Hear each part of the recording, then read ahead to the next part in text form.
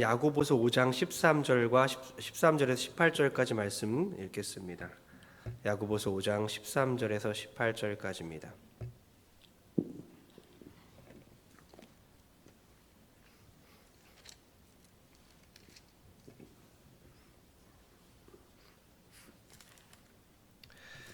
야고보서 5장, 오늘 야고보서 강의 마지막입니다. 13절에서 18절까지입니다. 특별히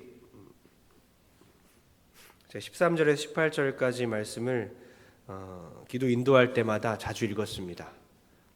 그리고 우리 병든 환우들을 위해 기도할 때마다 이 말씀으로 선포하였는데요.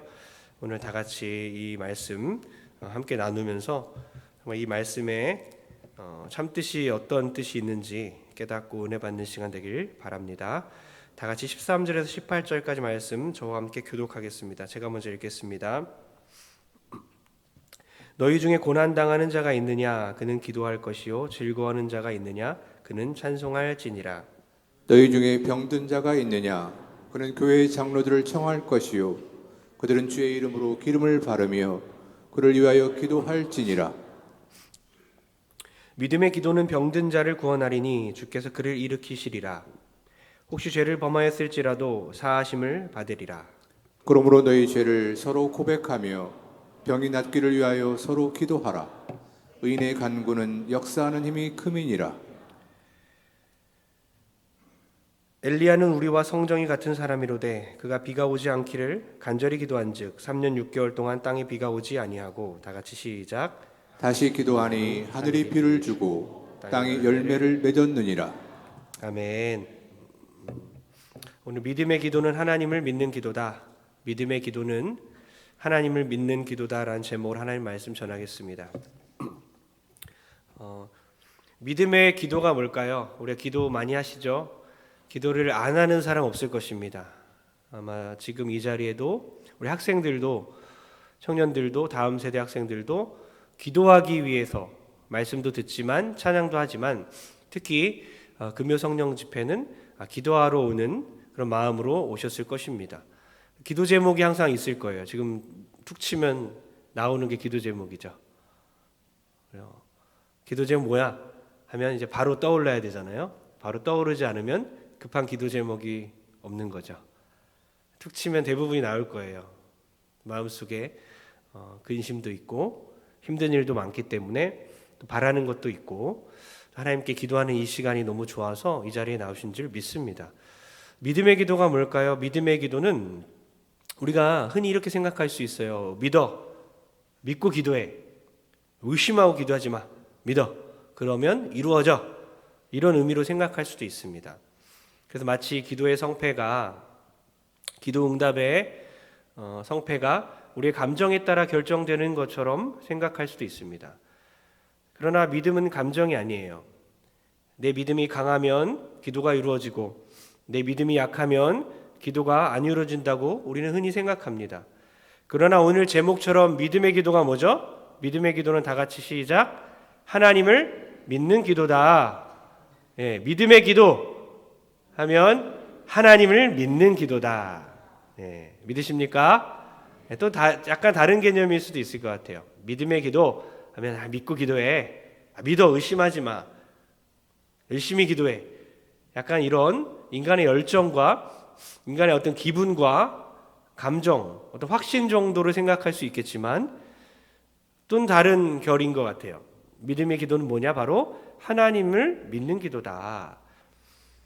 하나님을 믿기 때문에 모든 것이 기도 응답이 됩니다. 하나님을 믿기 때문에 모든 게 다 기도 응답이에요. 재미없죠?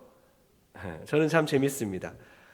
저는 기도 응답을 제가 기도할 때마다 기도 응답을 받지 못한 적이 있을까요? 없을까요? 제가 기도할 때마다 태어나서 지금까지 기도할 때마다 기도 응답을 제가 못 받아본 적이 있을 것 같아요? 없을 것 같아요? 네, 믿음이 부족하십니까? 네, 한 번도 없어요. 모든 기도 응답을 다 받았습니다. 왠지 아십니까? 모든 것이 다 기도 응답이기 때문이에요. 내 뜻대로 되는 것이 기도 응답이 아니라 하나님 뜻대로 되는 것이 기도 응답이기 때문에 제가 기도하는 100% 모든 일이 다 응답되었습니다. 재미없죠?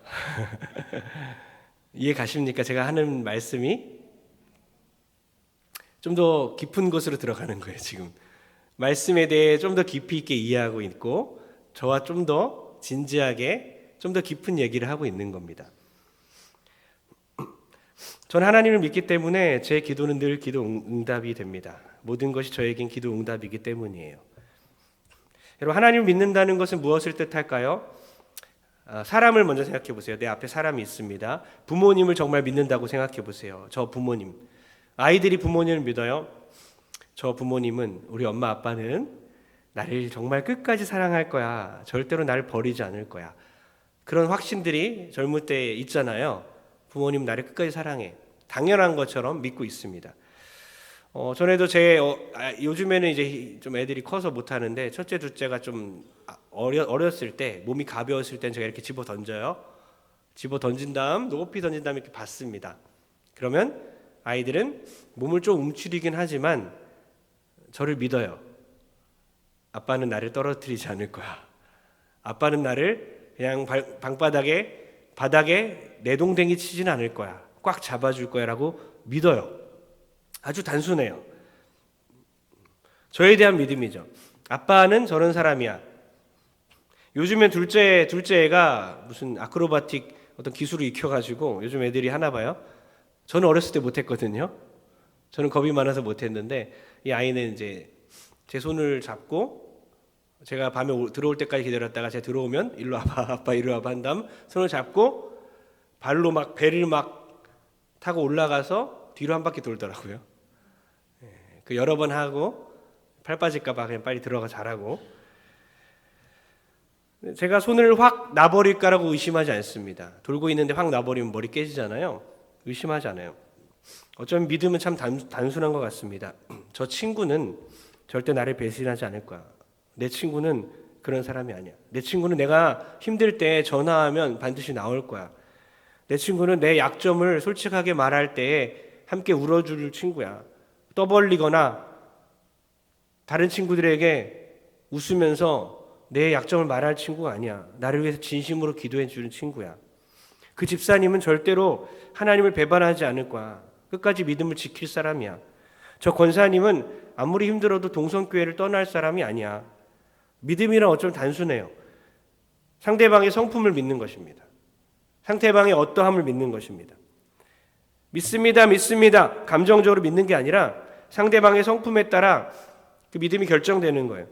그러니까 오늘 우리가 믿는 하나님이 어떤 분인지, 그 하나님의 성품을 안다면 그것을 계속 전제로 깔고 그것을 기억하면서 이 시간 하나님을 믿는 그 믿음의 기도를 올려드리는 귀한 거룩한 시간 되기를 축복합니다.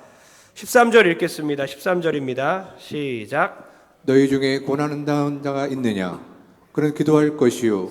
즐거워하는 자가 있느냐? 그는 찬송할지니라. 아멘. 고난당하는 자가 있느냐? 좀 더 실제적이에요. 고난이라는 단어가 이제 실제적으로 고난당하는 사람이 있느냐? 많잖아요. 우리 교회 성도들도 많잖아요. 세대를 거듭하고 2000년 전에 쓰였지만 그 당시에도 고난당한 사람이 있고 지금도 고난당한 사람이 있잖아요. 실제적으로 고난당하는 성도를 예로 들어서 지금 말하고 있는 겁니다. 고난당하는 성도가 있느냐? 그는 기도할 것이요. 기도하라.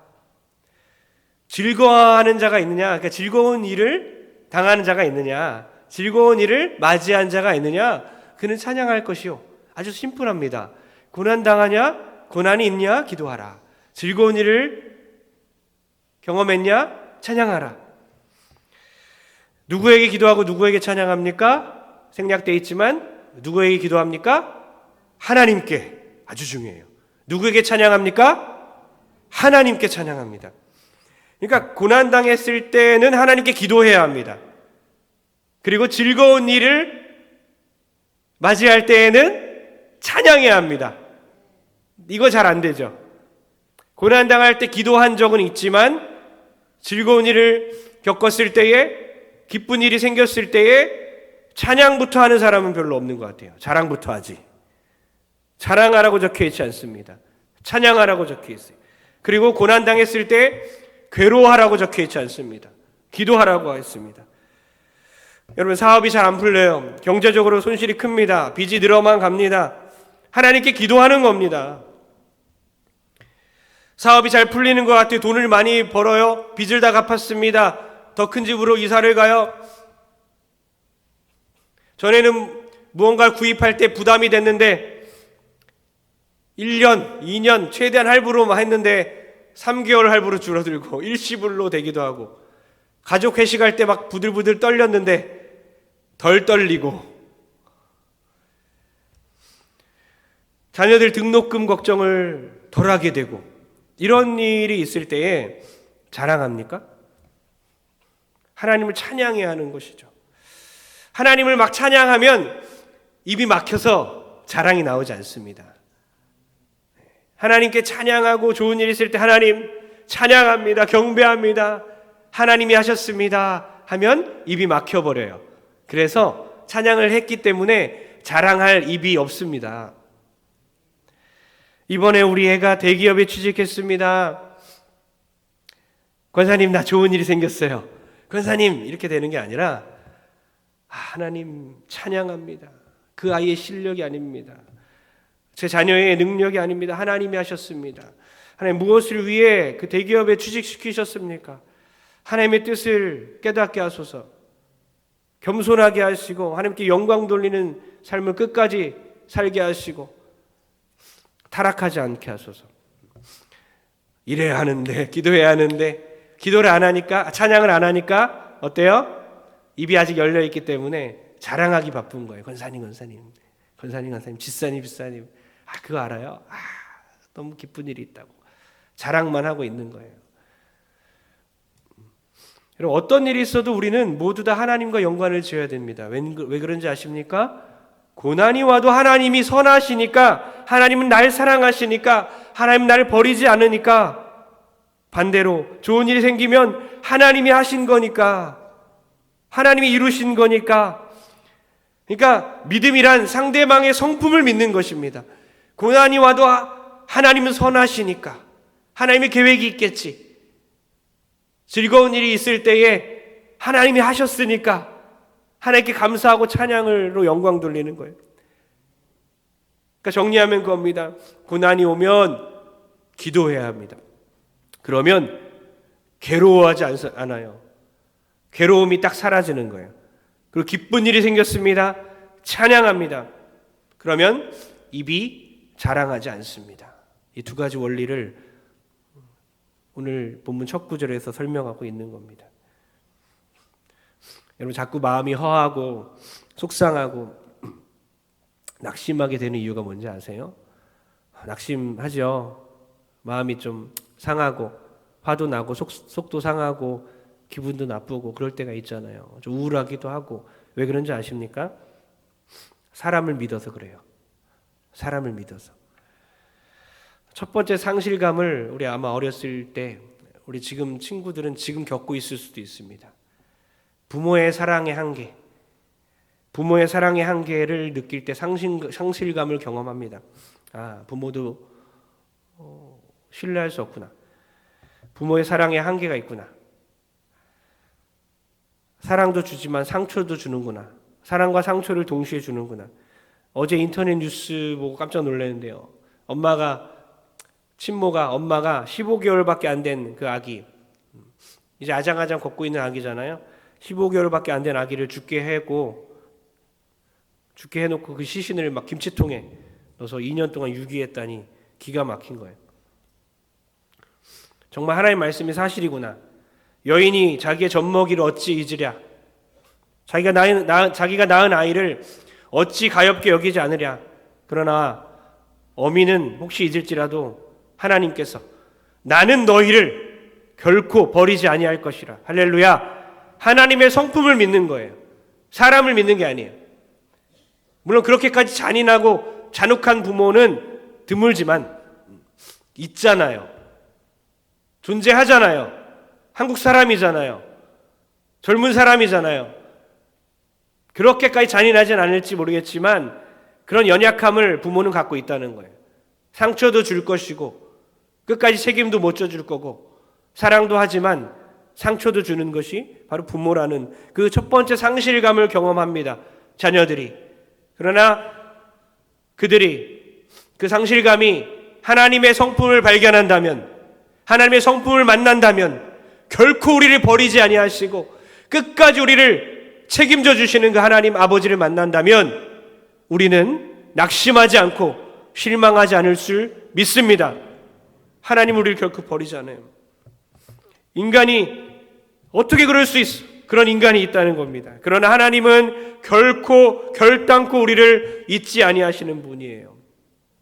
두 번째 상실감을 아마 지금 어른 세대도 겪고 있고 자녀 세대는 더 많이 겪고 있는 친구들에 대한 상실감, 배신감입니다.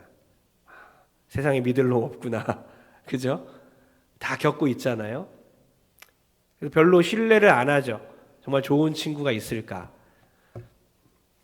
잠언 19장 4절에 이런 말씀이 있습니다. 다 같이 한번 읽겠습니다. 시작. 재물은 많은 친구를 더하게 하나 가난한즉 친구가 끊어지느니라. 돈이 있으면 친구를 많이 모으지만 궁핍하면 친구도 떠난다. 경험해보고 싶으십니까? 예, 돈이 하나도 없으면 친구들이 많이 안 생기고 힘드니까 힘들어하는 친구 곁을 떠나죠. 결국 친구들의 배신, 늘 자기 먼저이고 이해타산적이고 그럴 때마다 어때요? 아, 진짜 좋은 친구 하나 없는가? 세상에 믿을 친구 하나 없는가? 정말 끝까지 어렸을 때 저도 정말 친한 친구 있지만 갈수록 없어져요. 그때는 아무것도 모르잖아요. 천진난만해서 항상 붙어 다니는 친구들. 그러나 나이가 들수록 어때요? 점점 친구들이 사라져가요. 정말 좋은 친구, 자기를 희생하고 자기보다 상대방을 더 위해서 살아가는 친구들이 몇 명이나 되겠습니까? 끝까지 믿어주고 기다려주고 사랑해주는 친구가 몇 명이나 되겠습니까? 그러나 우리 주님은 친구를 위해 목숨을 버리는 사람보다 큰 사랑이 없다. 친구를 위해 목숨을 버리는 것보다 더 큰 사랑이 없다. 그렇게 말씀하셨는데 우리를 친구 삼아주시고 우리를 위해서 목숨을 버려주신 참된 친구 되십니다. 주님 우리를 배반하지 않으십니다. 주님만이 우리의 친구 되셔서 그분의 손을 꽉 붙잡고 살아간다면, 그분과 늘 동행한다면 우리는 상실감으로 벗어날 수가 있습니다. 낙심하지 않을 수 있어요. 세 번째 상실감은 이거예요. 남편과 아내, 가족으로부터 겪는 상실감입니다. 예전에 나밖에 없다고 했는데 이러면서 예전에 나밖에 몰랐는데 그렇죠? 그렇게 결혼 초기에는 그랬지만 나 말고 다른 것이 더 많은 것 같은, 나 외에 다른 것에 훨씬 관심이 많고 점점 자신은 변방으로 나가죠. 죽지 못해 점점 어때요? 자녀들 때문에 어쩔 수 없이 살고, 부부가 그냥 이제는 포기하고 살고, 살아야 하니까 살고, 죽지 못해 살고, 여기까지 가신 분 있나요? 어쩔 수 없이 살고 천국을 기다리고 살고 이러면 안 돼요. 그러나 어때요? 많은 부모 세대가, 특히 지금 60대 70대 부모 세대들이 황혼 이혼도 있지만 점점 멀어져 가는 거예요. 그냥 마음은 없고 그냥 같이 사는, 이러려고 결혼한 건 아닌데 점점 그렇게 돼가는 거예요. 상실감이죠. 남편과 아내 100년 가량 맺고 평생 사랑하기로 했지만 자녀 때문에 어쩔 수 없이 살고, 이혼할 수 없어 살고, 그냥 살았으니까 살고, 시간이 지났으니까 살고, 그렇게 변질되어 가는 거예요. 사랑이 변질되어 갑니다. 자식도 그래요. 난 내 자식을 믿어. 내 자식만 바라보고 사는 거예요. 끝까지 그 자식만 믿다가 언젠가 마음 찢어지는 날이 반드시 오는 것입니다. 왜요? 자식을 우상 삼았기 때문에 하나님이 그냥 내버려 두지 않습니다. 영원히 변하지 않는 그 하나님만 믿어야 되는데 사람은 의지할 대상이 아니에요. 사랑할 대상입니다. 하나님만을 의지하고 영원히 변치 않는 그 하나님만을 의지하며 살아가게 되면 그때부터는 사람을 의지하지 않게 됩니다. 사람 의지할 필요 전혀 없는 거구나. 상실감을 극복하게 되는 거예요. 사랑하고 이해하고 용서하고 연약하구나. 저 사람도 하나님을 만나야 되는데. 그런 은혜가 있기를 축복합니다. 모든 상실감, 부모와의 사랑의 한계, 부모의 사랑의 한계, 또 친구들의 배신, 또 남편과 아내, 가족들, 자녀들과의 관계, 이 모든 상실감으로부터 우리 하나님을 만나서 하나님 변하지 않으니까, 하나님은 사랑 그 자체니까, 하나님의 성품을 만나고 성품을 믿고, 어떤 사람도 어떤 인간도 사랑 자체가 될 수는 없습니다. 근데 하나님 분명히 말씀하세요. 하나님은 사랑이시라. 하나님만이 사랑입니다. 그 사랑을 만나야 되잖아요. 늘 결핍돼서 사랑 한번 못 해보고 사랑에 대한 결핍으로 살아가는 거잖아요. 사랑에 결핍됐기 때문에 어두운 거고 괴로운 거거든요. 근데 진짜 사랑이신, 나를 정말 사랑하는 그 하나님을 만나게 되면요, 충분합니다. 충만합니다. 채워집니다. 행복하게 살 수 있어요. 그 행복을 맛보는 여러분 되길 축복합니다. 하나님 변하지 않으세요. 여러분 13절 다시 한번 읽어보겠습니다. 그러므로 어떻게 우리가 이해해야 되냐? 13절 다 같이 시작. 너희 중에 고난은 당한 자가 있느냐? 그는 기도할 것이요. 즐거워하는 자가 있느냐? 그는 찬송할지니라. 이제 이해하시겠죠? 고난당하는 자가 있느냐? 그는 괴로워할 것이요. 즐거운 일이 생겼느냐? 그는 자랑만 할지라. 이게 아니에요. 우리는 고난당할 때 괴로워하고 즐거운 일 있을 때 자랑하는 그런 이기적인 자기 중심적인 신앙에서 벗어나서 이제는 고난당할 때에 하나님께 다만 기도하고 할렐루야, 즐거운 일이 있을 때에 하나님께 다만 찬양하는 모든 성도 되길 주의로 축원합니다. 칼빈이 이렇게 말을 했어요. 1절에 23절의 의미를 이렇게 해석을 했습니다. 다 같이 한번 읽어보겠습니다. 시작.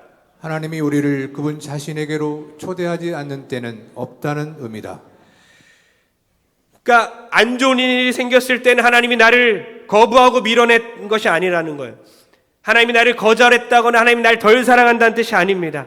좋은 일이 생기든 안 좋은 일이 생기든 어떤 때라도 하나님은 나와 항상 함께하고 나를 초대하고 있다는 것입니다. 하나님은 늘 나를 사랑하십니다. 그것을 믿고 때로는 기도하고 때로는 찬양하는 것, 그것이 우리 모든 기독교인의 신앙이 될 줄 믿습니다. 우리 혹시 이 찬양 알아요? 한번 찬양 한번 하고 불렀으면 좋겠는데요. 내가 할 수 있는 것은 오직 감사와 기도, 두 손을 높이 들고 주께 찬양하네. 우리 다시 한번 내가 할 수 있는 것은, 내가 할 수 있는 것은 오직 감사와 기도, 두 손을 높이 들고 주께 감사하네. 우리 좀 더 편안하게 불렀으면 좋겠는데요. 한음만 더 낮춰볼게요. 내가 할 수 있는 것은 오직 감사와 기도, 두 손을 높이 들고 주께 기도하네. 기도하네. 할렐루야, 할렐루야. 이렇게 살아가는 것입니다. 고난당하면 기도하고 즐거운 일 생기면 찬양하는, 내가 할 수 있는 것 오직 감사와 기도, 그 찬양입니다. 주님, 그것만 하며 살겠습니다. 평생 그러다 주님께 가겠습니다. 하나님의 성품을 믿기 때문에 모든 일에 때로는 기도하고, 하나님의 성품을 진짜 믿기 때문에 아버지는 나를 버리지 않아. 우리 아버지는 나를 끝까지 사랑하시는 분이야. 이렇게 고난이 있다고 고난아 와라, 괜찮다. 하나님은 여전히 날 사랑하니까 괜찮아. 그렇게 때로는 감사하고 기도하고 찬양하는 믿음의 사람 우리 모두 되길 축복합니다. 14절 읽겠습니다. 14절입니다. 시작. 너희 중에 병든 자가 있느냐? 그는 교회의 장로들을 청할 것이요 그들은 주의 이름으로 기름을 바르며 그를 위하여 기도할지니라. 아멘. 장로님들을 청한다. 근데 여기서 성경에 나오는 장로들은 그 당시 장로님은 지금의 장로님과는 다릅니다.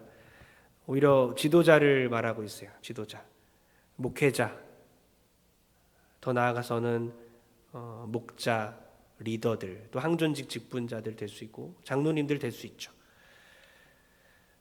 리더들을 말하는 겁니다. 특히 목회자를 말하는 거예요. 그리고 기도 요청을 누구에게 합니까? 부모에게도 여러분 하셔야 됩니다. 우리 자녀들 있으면요, 부모가 예수님 안 믿어요. 부모가 잘 기도를 안 해줘요. 기도를 믿지 않아요. 우리 자녀 세대는 청년들도 그렇고요. 결혼했어도 괜찮아요. 하나님 가서 부모님께 기도해 달라고 요청하면 좋겠어요. 만날 때마다 또 예배 자리 때때마다 기도해 달라고 기도를 요청해야 돼요. 그것을 믿는 겁니다. 이 말씀을 믿기 때문에 하나님이 그럴 때 또 역사하신다는 걸 믿는 겁니다. 하나님이 그렇게 겸손한 자의 기도를 또 들으시고 목회자에게 또 장로님에게 목자에게 리더에게 찾아가서 기도해 달라고 부모에게 찾아가서 기도해 달라고 그 기도를 믿는 그래서 하나님의 역사를 경험한 여러분 되길 축복합니다. 또 기름이라고 나오는데요. 무슨 기름일까요? 기름을 주의 이름으로 장로님들이 와서 이제 장로들이 와서 리더들이 와서 그 당시에는 이제 주 3세기는 감독들이라 불렀어요. 장로라는 말 안 하고 감독들이 왔어요. 감독들. 감독제도 아직도 목사님들이 감독인 데가 있죠. 감리교 감독이라고 부르는데요. 감독들이라고 일컫는 감독이라 일컫는 지도자들이 와서 병든 자에게 기름을 부었어요. 이 기름이 무슨 기름일까요? 참기름일까요? 들기름일까요? 이제 10세기로 넘어가서 중세에는 또 카톨릭이 모든 것을 장악할 그 시기 있잖아요.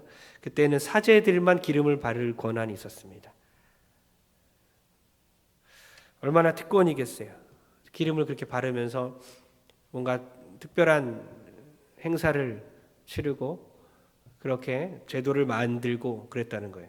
이 야고보서에 나오는 이 기름은요, 의료행위를 말하고 있는 겁니다. 의료행위. 사마리아인 우리 비유가 있잖아요. 강도 만난 자에게 뭐 하죠? 다가가서 기름과 포도주를 발라요. 그 상처를 치유하는 데 사용했습니다. 어제 저 이제 그저께인가 어젠가 같아요. 갑자기 좀 두통이 오고 소화가 안 되는 것 같아서 바로 소화제를 사가지고 소화제 먹고 기도하고 하나님 도와달라고 갑자기 막 토도할 것 같고 힘들고 머리 아프고 그러니까 소화제 먹고 그리고 잘 잤어요. 이 의학적인 치료 행위도 다 영적인 행위입니다. 분리할 필요가 없는 거예요. 의사가 수술해서 나았습니다. 하나님의 은혜인 것입니다. 하나님의 역사인 것입니다. 항암약을 통해서 나았습니다. 하나님이 하신 겁니다. 어떤 사람 병원에 안 가겠대요. 나 병원에 안 가. 기도만 할 거야. 하나님이 치료하실 거야. 그렇게 고집 부리면 안 되는 것입니다. 병원 가세요. 병원 꼭 가십시오. 하나님이 의사들을 만드셨어요. 하나님이 의학을 발전시키는 거 허락하시고 의사들을 통해 고치고 계십니다. 하나님이 병원 만들었습니다. 가서 고침받으라고 병원을 만드셨어요. 아플 때 저에게 기도 요청하는 사람들 믿음의 사람들입니다. 하나님을 믿는 거예요. 하나님이 하시니까 믿고 기도를 요청하는 거예요. 또한 병원에서 치료받고 치료를 계획하고 꾸준히 열심히 치료받는 사람들도 하나님을 믿는 사람들입니다. 하나님께서 병원에서 치료받게 하심을 믿는 것입니다. 이 두 가지가 분리되지 아니하고 같이 갔으면 좋겠습니다. 그래서 기름을 바르고 기도했다라고 적혀 있는 거죠. 16절에 보니까 기도가 리더만의 목사만의 특권이 아님을 말하고 있어요. 16절 한번 읽어보겠습니다. 16절 시작. 그러므로 너희 죄를 서로 고백하며 병이 낫기를 위하여 서로 기도하라. 의인의 간구는 역사하는 힘이 큼이니라. 아멘. 서로 고백도 하고 죄 고백도 하고 서로 병이 낫기를 위해서 서로 기도하라. 목회자만 리더만 기도하는 게 아니에요. 잘 들으십시오. 우리 학생들도 당장 기도할 수 있어요. 우리 친구들 여기 막 따라락 앉아있는 친구들이 있는데요. 서로 사랑하잖아요. 문제도 알잖아요. 기도해 주는 거예요. 통화하다가 야 죽겠다 야 죽자 이런 게 아니라 기도해 줄게. 기도하는 거예요. 통화하다가 문자로 기도를 보내는 거예요. 바로바로 기도하는 거예요. 어린아이 똑같아. 학생들도 기도해 줄게. 가끔씩 아이들에게도 저는 기도를 시킬 때도 있어요. 그 기도를 믿는 거예요. 서로 병이 낫기를 서로 기도하라. 우리 좀 이따 기도할 거거든요. 이름 불러가면서 긴급 기도 요청 들어온 걸 기도할 거예요. 다 같이 기도하는 거죠. 주님은 그렇게 하라고 오늘 야고보서 5장에 말씀하고 있습니다. 서로 기도하라고 있습니다. 그리고 죄를 고백하래요. 여러분 잘 들으셔야 됩니다. 죄를 고백하는 거. 신앙생활 오래 하다 보면 서로 남자들은 특히 절대로 잘못한 것을 얘기 안 해요. 미안해, 내가 잘못했어. 이 부분 내가 잘못한 것 같아. 절대로 얘기 안 합니다. 그런데 고백하라고 적혀 있습니다. 잘못을 했으면 죄를 고백해야 된다는 거예요. 고백엔 세 가지가 있습니다. 은밀한 고백. 은밀한 고백은 사람에게 하시지 마십시오. 이거 은밀하다. 이거는 사람에게 알려서는 안 되는 것들이다. 판단이 되면 하나님께 고백을 하세요. 하나님께만 고백해야 되는 그 은밀한 고백들 절대 사람에게 알리지 마시고 하나님한테 기도하시면 됩니다. 사적인 고백이 있습니다. 개인적으로 누구에게 잘못한 게 떠올랐어요. 가서 분명히 말해야 됩니다. 내가 이런 부분 미안하다. 내가 실수했다. 생각이 났는데 기도 중에 예배 중에 말씀 듣는 중에 분명히 성령님이 떠오르게 하셨는데도 불구하고 묵살해버리지 마십시오. 얼마나 그렇게 묵살해버렸습니까? 찔린다고요? 제가 막 찌르는 게 아니에요. 분명히 성령님이 하실 수 있습니다. 성령님이 하십니다. 갑자기 생각나게 하십니다. 그런 환경, 고백할 수 있는 환경도 주십니다. 내가 끝까지 안 하겠다고. 끝까지 나는 도저히 말 못하겠다고. 그렇게 중고등부 아이들이 그렇게 하고요. 그렇게 올라오더라고요. 깜짝 놀랐습니다. 청년 사역하면서 중고등부 학생들이 한 번 싸우고 5년, 6년, 10년을 말도 안 하고 그냥 교회를 따로 다니는 거예요. 여럿이 정말 많아요. 청년들도. 그러다가 집사님들도, 권사님들도 10년, 20년째 피해 다니기만 하다가 교회 이제 본당 넓으니까 서로 따로 앉고 끝과 끝에 앉는 거예요. 분명히 하나님께서 고백하라고 사적인 고백, 개인적인 잘못을 서로 고백하라고 말씀하실 때에, 감동하실 때에 은밀하게 고백하지 마시고 바꾸면 안 됩니다. 은밀한 고백은 하나님께 하는 거고 사적인 고백을 해야 할 때는 은밀한 고백으로 바꾸지 마시고 하나님께만 고백하지 말고 분명히 그 사람에게 진심으로 고백하는 우리 모두 되길 주의 이름으로 축원합니다. 마지막 공적인 고백이 은밀한 고백, 사적인 고백, 공적인 고백. 공적인 고백은 뭐예요? 공동체 앞에서 하는 거예요. 목자 전체 모임에서 할 수 있어요. 교육자 전체 모임, 목사들 전체 모임에서, 당회에서 정말 심각하다 이 자리에 올라와서 담임 목사 저에게 양해를 구하고 예배 시간에도 할 수 있어야 돼요. 공적인 고백입니다. 내가 정말 모든 성도에게 이렇게 큰 잘못을 했습니다. 거기까지 가면 교회는 정말 끝입니다. 너무나 건강해질 거예요. 은혜가 충만한 거 눈물 바다가 될 것입니다. 누가 공적인 고백을 합니까? 사적인 고백도 안 하는데. 늘 은밀한 고백도 안 하죠. 하나님께도 고백 안 하는데 늘 숨겨놓고 살아가는 인생이 사적인 고백을 할 수 있을까요? 절대 그럴 수 없어요. 은밀한 고백을 하다 보니까 하나님이 감동 주심 사적인 고백. 사적인 고백을 잘하는 사람이 공적으로도 많은 사람들 앞에서도 어떤 목장 모임 때, 무슨 모임 때 사람들 앞에서 내가 이런 잘못을 했다. 모두에게 죄송하다. 분열을 일으켰다. 교회를 어둡게 만들었고 하나님 뜻이 아닌데 끝까지 내 뜻을 밀어붙였다. 죄송합니다.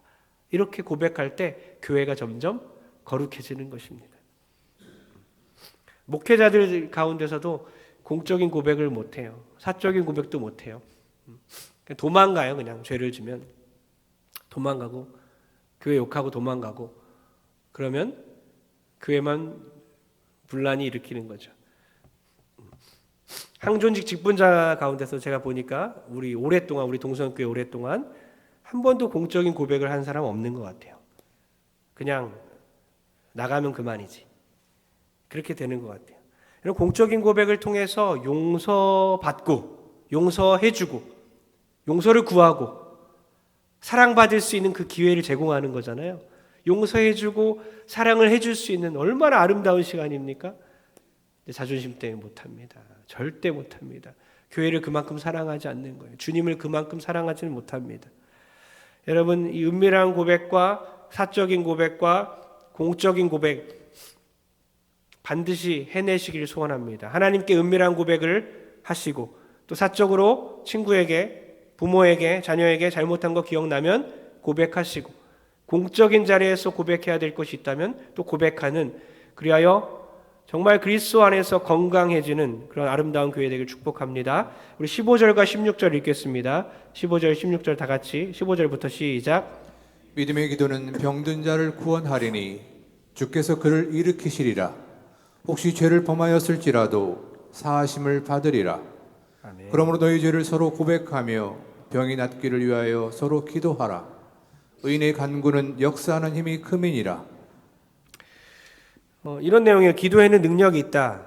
믿으시죠? 기도에는 힘이 있고 능력이 있고 효과가 있다. 그래서 여러분 이 시간 말씀 다 듣고 찬양하고 기도할 텐데요. 20분, 30분, 1시간 기도하십시오. 자녀들도 어린 학생들도 상관이 없어요. 하나님이 직접적으로 듣고 역사하시기 때문에 기도엔 능력이 있고 기도에는 효과가 있고 효력이 있고 기도가 나를 살리고 가족을 살리고 교회를 살릴 줄 믿습니다. 기도가 능력이 있기 때문에 기도하는 것입니다. 기도가 능력이 없다면 기도 뭐하러 해요? 그러나 하나님은 기도를 통해서 역사하시는 분이에요. 기도하라고 하십니다. 기도를 통해서 내가 교회를 운영하겠다라고 말씀하십니다. 하나님을 믿는 그 기도를 통해서 하나님의 성품을 믿고 하나님이 어떠한 분인지를 계속 인식하고 기도할 때에 병든 자가 고침을 받고 또 회개를 할 때에 용서받고 의인의 간구는 역사하는 힘이 크다고 말합니다. 여러분 의인이십니까? 의인이세요? 큰일 났다. 조건이 붙는 것인가?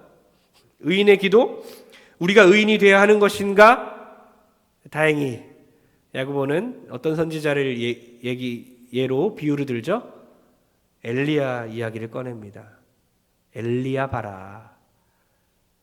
보통 사람 아니냐? 보통 사람이다. 보통 사람이다. 그래서 너희들의 기도를 하나님이 들으실 거다라고 말하고 있는 거예요.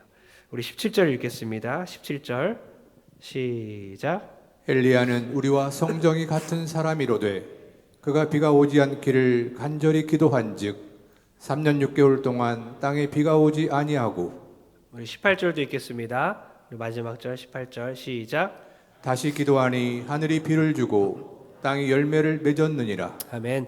야, 엘리야가 기도하니까 비가 오지 않던 하늘에, 마른 하늘에 빗방울이 떨어지기 시작해서 3년 6개월 만에 비가 왔다. 기도하니까 비가 오지 않고 기도하니까 비가 오고. 천재지변이잖아요. 하늘의 뜻이잖아요. 하나님의 뜻이잖아요. 기도하니까 하나님의 뜻이 이루어지고 하늘에서 비가 내리고 비가 멈추고 엄청난 기도의 능력이 있고 효과가 있다. 기도해라 라고 말하면서 단서가 하나 붙어요. 너무나 다행히 의인의 간구는 역사하는 힘이 크도다 라고 말하면서 엘리야도 우리와 똑같다. 우리도 의인이 된다. 우리도 의인이라고 여겨주신다. 엘리야와 똑같다. 우리도 동성교회 성도님들도 어린아이들도 정말 2살 3살 하나님 이렇게 기도하는 옹알이하는 그 아이의 기도조차도 엘리야의 기도와 똑같이 능력 있고 효력 있다고 말하는 겁니다. 엘리야도 우리와 성정이 똑같다. 분명한 단서가 있는 것입니다. 엘리야가 능력이 뛰어나서 의인의 강구만 역사하는 힘이 크니까 엘리야는 대단하다. 엘리야 능력 받지, 대단한 사람이지, 너희들은 기도는 안 될 거야.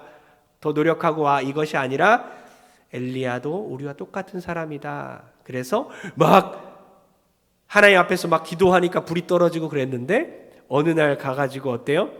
로뎀나무 아래 가가지고 기도를 어떻게 합니까? 죽여주세요. 하나님 나 좀 죽여주세요. 이런 기도하죠. 하나님이 그 기도는 응답하지 않죠. 다르게 응답하시죠. 엘리야는 막 기도해서 불이 막 하늘에서 떨어지고 비도 막 그치고 다시 비가 오기도 하고, 그러나 어느 날 가고 나무 아래 가고 우울증에 걸려갖고 자존감은 낮아가지고 머리는 쳐박고 로뎀 나무 밑에서 엉덩이는 뒤로 빼고 엎드려서 죽여달라고, 하나님 나 죽고 싶다고. 그 사람, 정말 보통 사람, 정말 아무것도 아닌 정말 연약한 그 사람의 기도도 하나님은 응답하신다는 거예요. 여러분 18절에 뭐라고 적혀 있냐면요, 간이 저리게 간절하게라고 적혀 있어요. 맞나요? 18절 한번 보여주세요. 18절 아까 좀 전에 마지막 절이죠. 17절인 것 같아요. 17절 다시 한번 죄송합니다. 17절 중간에 있죠. 뭐라고 적혀 있죠? 비가 오지 않기를 간절히 기도한지. 여러분 간절히가 뭘까요? 간이 저리게.